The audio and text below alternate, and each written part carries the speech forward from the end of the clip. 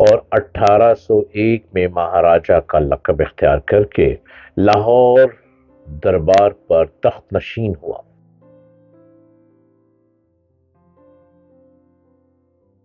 کوئی بھی قوم کمزور نہیں ہوتی، نہ قوم کے لوگ کمزور ہوتے ہیں۔ قوم کو کمزور لیڈر کرتا ہے، قوم کو بہادر بھی لیڈر کرتا ہے، اور لیڈر بھی وہی کامیاب ہوتا ہے جو صرف اور صرف اپنی قوم کے بارے میں سوچے اور اپنی قوم کو، اپنے وطن کو دنیا کے ملکوں میں ٹاپ پہ لانے میں سر دھڑ کی بازی لگاتے ہیں۔ آپ دیکھ رہے ہیں یوٹیوب چینل ڈاکٹر جلیل اسلم آفیشل، اور میں آپ سے موٹیویشن کے ساتھ ساتھ محبت بھرے پیغام لاتا ہوں۔ پنجاب میں مہاراجہ رنجیت سنگھ نے 1799 میں لاہور فتح کیا اور 1801 میں مہاراجہ کا لقب اختیار کر کے لاہور دربار پر تخت نشین ہوا۔ رنجیت سنگھ نے ابدالیوں کو متواتر شکستیں دے کر پنجاب سے نکالا۔ 1813 میں مہاراجہ رنجیت سنگھ نے ابدالیوں کو شکست دے کر اٹک پر قبضہ کر لیا۔ 1818 میں ملتان فتح کیا۔ اسی سال کشمیر کو ابدالیوں سے لیا۔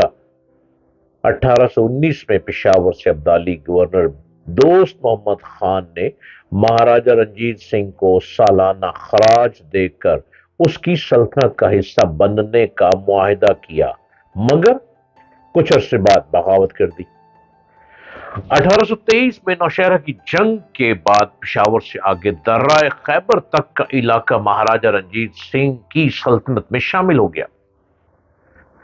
مہاراجہ رنجیت سنگھ کے جلال آباد اور کابل پر قبضہ کرنے کے ارادے اس وقت ملیہ میٹ ہو گئے جب ایک مختصر فوج کے ساتھ اس کا مائے ناز سپہ سالار ہری سنگھ نلوا جمرود کے قلعے کا دفاع کرتے ہوئے مارا گیا۔ 1839 میں مہاراجہ رنجیت سنگھ کے انتقال کے بعد پنجاب کی سلطنت انتشار کا شکار ہو گئی اور 1849 میں راج برطانیہ کے تحت آ گئی۔ برطانیہ نے بھی افغانستان سے وسیع علاقے لیے۔ پہلی اینگلو افغان جنگ میں کابل میں موجود برطانوی گیریزن نے امن معاہدہ کیا۔ واپسی پر اس پر حملہ کیا گیا۔ شروع میں یہ سمجھا گیا کہ صرف ایک سپاہی ڈاکٹر ولیم برائیڈن ہی 15,000 افراد میں سے بچ سکا۔ اس پر لیڈی بلٹن نے ایک مشہور پینٹنگ بنائی۔ 1878 سے 1880 تک ہونے والی دوسری اینگلو افغان جنگ میں افغانستان کو شکست ہوئی۔ پورے افغانستان پر برطانیہ کا قبضہ ہو گیا۔ افغانستان کے مستقبل کا فیصلہ کرتے ہوئے یہ بھی سوچا گیا کہ اس کے حصے بکھرے کر دیے جائیں اور ہر ایک حصے پر الگ حکمران بنا دیا جائے، مگر پھر امیر عبد الرحمان کو حکمران بنا دیا گیا۔ معاہدے کے تحت کوئٹہ، کرم اور پشین کی وادیاں، سبی، درہ خیبر سمیت بہت سے علاقے برطانوی راج کو دے دیے گئے۔ افغانستان کے امور خارجہ بھی برطانیہ کے حوالے کر دیے گئے۔ بدلے میں برطانیہ نے کسی غیر ملکی حملے کی صورت میں افغانستان کی مدد کرنے کی ذمہ داری لی۔ افغانستان کو صرف ایک چیز نے بچایا، اور وہ یہ تھی کہ انگریز اپنی ہندوستانی سلطنت اور روسی سلطنت کے درمیان ایک بفر ریاست رکھنا چاہتے تھے۔ تو یہ تھی افغانستان پر غیر ملکی قبضوں کی ایک مختصر سی باتیں۔ یہ بہت غیور قوم ہے، اور یہ بھی یاد رہے کہ نہ تو روسی افغانستان کو سوویت یونین کا حصہ بنانے کا ارادہ رکھتے تھے، اور نہ امریکہ اسے اپنی ریاست بنانا چاہتا تھا، اور نہ برطانوی اسے اپنے ہندوستان کا راج کا حصہ بنانا چاہتے تھے۔ جو لوگ اس مغالطے میں رہے، لیکن افغانی لوگ قربانی دیتے رہے اور اپنے وطن پر آنچ نہیں آنے دی۔ انہوں نے افغانستان میں بہت سے لوگوں نے اپنی جانیں دیں۔